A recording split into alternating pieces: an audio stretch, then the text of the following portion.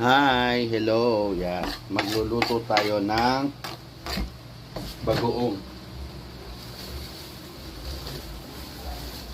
Sa Bisaya, uyap.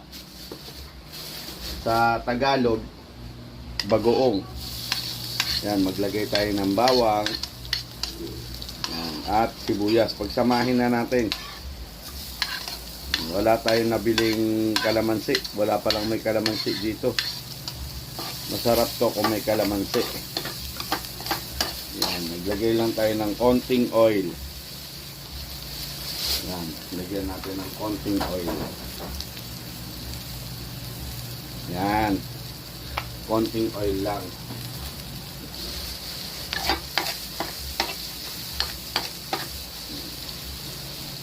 Itong bagoong or uyap na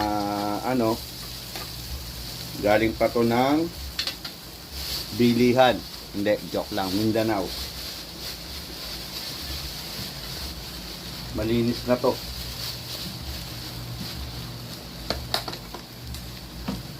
Yan siya, oh. Wow. Pakasarap. Ayan, oh. Wow. Napakasarap. Grabe, ang sarap niyan. Kahapon nga nung binuksan namin, ay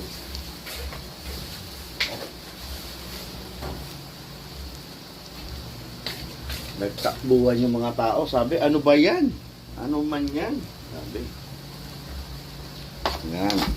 Nagisa na natin. Ginisa na natin yan. Yan. Babawiin na lang natin sa lagyan natin ng maliliit na baboy. Yan. Pero lagay muna natin tong baboy.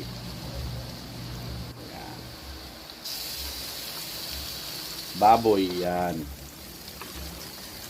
Sarap yan, walang taba yan, oh. Ayaw ko kasi ng may taba. Kasi ako yung mataba na. Ako si Yaya Maningdok. Hi, hello. Yan. Wala tayong photographer, eh.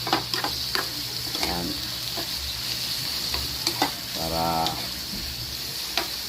masarap to. Ganito lang yan. Yan, palalambutin lang natin yan. Paanihin natin ng konti para medyo lumabas yung aroma. At pag malambot na yung baboy, saka natin siya ilalagay itong uyap. Yan, ang bango.